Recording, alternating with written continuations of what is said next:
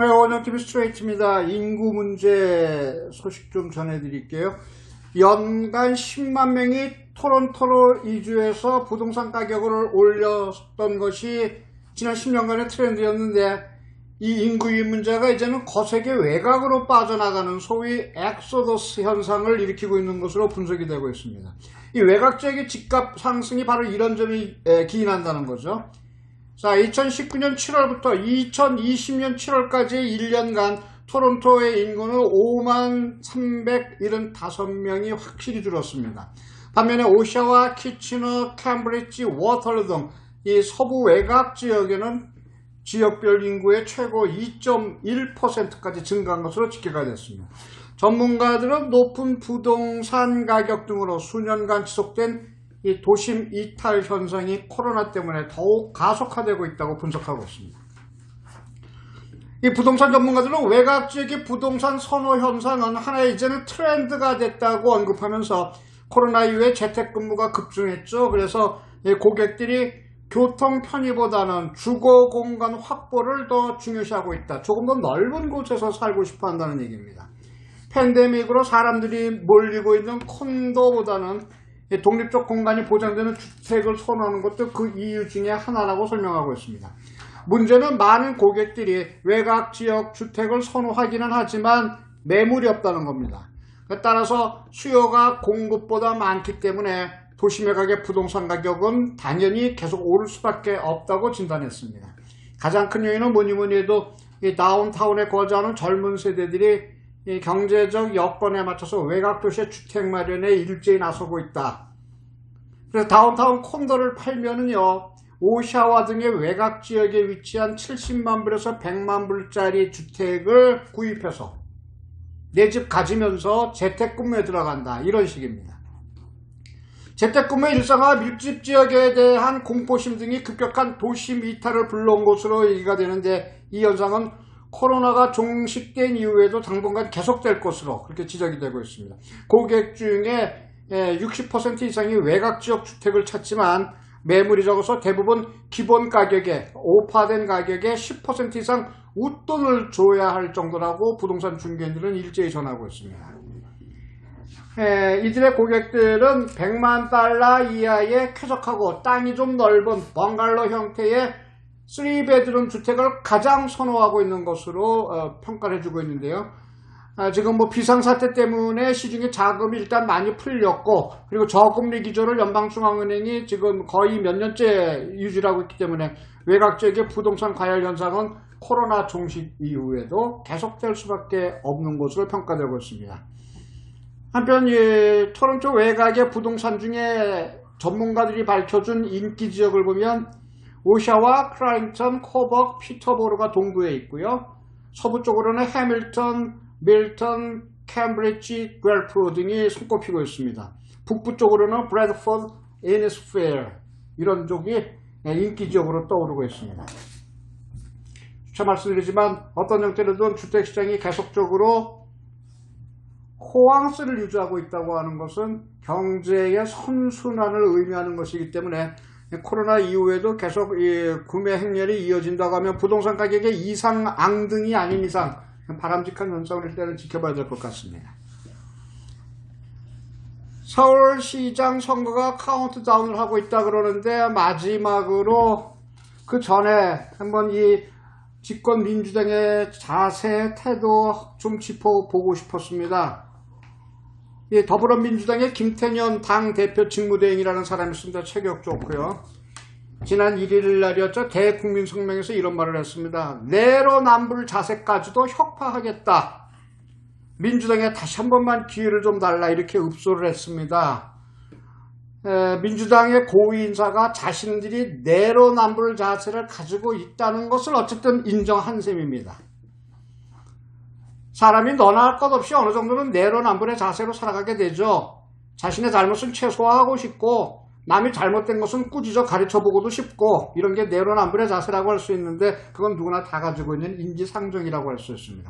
정치인은 더더욱이 예외가 아니겠죠. 내로남불은 상대 당이나 상대 정치인을 비판할 때 쓰는 단골 용어 중 하나인데, 이 말이 처음 어느 사람에게서 쓰여 있느냐, 누가 이 말을 가장 먼저 사용했느냐? 박희태 전 국회의장입니다. 1996년 총선 직후에 여소야대 상황에서 당시 여당이었던 신한국당이 야당 의원들을 계속 빼돌리자 당시 제1야당이었던 새정치국민회의 의원들 사이를 맹공격하게 됐죠. 이때 박 의원은 1995년에 분당 과정에서 국민회의가 민주당에서 의원 빼간 것부터 따져보자며 나서기 시작했습니다. 그러면서 내가 바람 피우면 로맨스고 남이 하면 불리냐 이렇게 받아넘기면서 내로남불이라는 말이 시작이 됐죠. 4반세기 동안 이 말은 그래서 그 이후 쓰여지고 있습니다. 그런데 이 정권에서만큼 이 말이 가장 많이 쓰인 적도 없는 것 같습니다. 조국 전 법무부 장관은 과거 발언이 예외 없이 본인과 현 정권을 향해서 부메랑으로 돌아와서 조로남불이라는 말까지 생겨났었죠. 2019년 국감에서 야당 의원이 내로남불도 유분수 아니냐 이렇게 지적하자 민주당의 김종민 의원이 내가 조국이냐고 이렇게 항의할 그런 정도였습니다. 최근 부동산 사태에서는 왜 박주민 민주당 의원이 임대차 보호법을 대표 발의해 놓고 나서는 돌아서서 자기 아파트 임대료는 9%나 올린 것이 드러났죠. 연일 내로남불 행태가 양파 껍질까지 벗겨지고 있습니다. 어느 진보 성향 학자가요, 문재인 정권을 비판하는 책을 내면서 문 정권의 내로남불 사태를 정리하다 너무 많아서 그냥 포기했다 이렇게 호소할 정도였습니다. 굳이 정리할 필요 없습니다. 포털 사이트에서 내로남불만 치면 다양한 사례들이 주르륵 훑어 올라옵니다. 내로남불은 누가 뭐래도 이 정권의 최고 유행어이자 이 정권의 트레이드마크로 자리매김해버렸습니다. 야당이 최근 선관위에 이렇게 질문했다 그러죠. 투표가 내로남불을 이깁니다.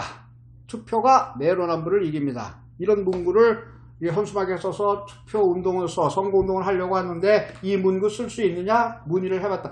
아무 단어나 막 쓰면 또 선관위에서 브레이크를 거니까요. 사용하기 전에 문의를 해봤다 그럽니다. 그랬더니 안 된다, 불가능하다, 못 쓴다 이런 답변을 받았습니다. 선관위한테 그 이유가 뭐냐고 물어봤더니 선거인이 특정 정당 후보자를 쉽게 유추할 수 있거나 반대하는 표현이라서 일반 투표 동료용으로는 사용할 수가 없다고 이렇게 유권해서 그랬다네요. 한마디로 이 정권이 내로남불하고 있다는 것을 선관위조차도 인정했다는 얘기입니다.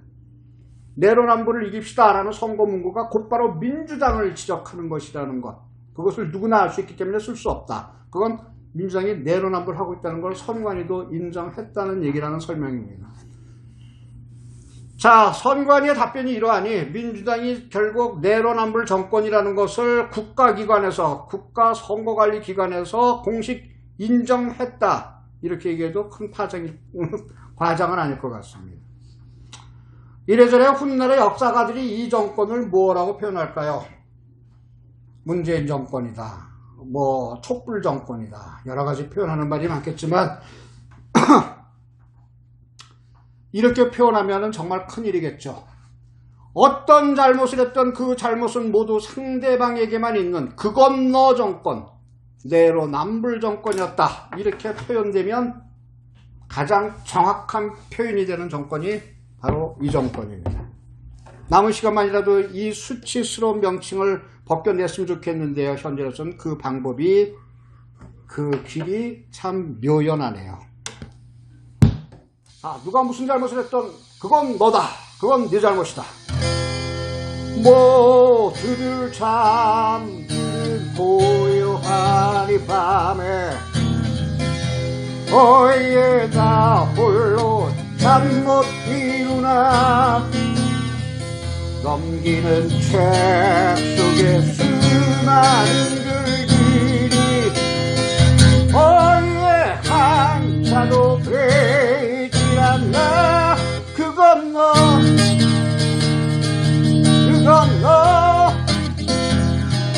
바로 너 때문이야. 용서해 달라고 앞만 빌어도 국민들은 너무 속아 이젠 믿지를 않네. 이러다간 1년 후에 무슨 일 당할지 벌써부터 앞이 캄캄 울고 말았네. 그건 너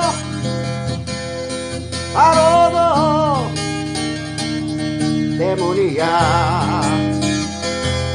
그건 너 조국 너 그건 너 때문이야. 그건 너 추미애, 윤미향, 김정은, 최근엔 토지공사 다 들어가겠네요. 그건 너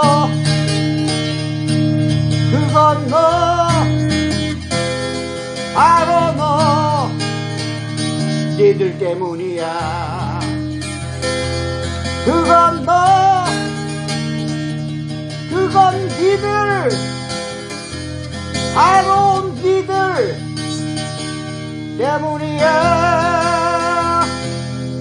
그건 니들 바로 너희들 내 탓은 없어요. 바로 너희들 때문이야.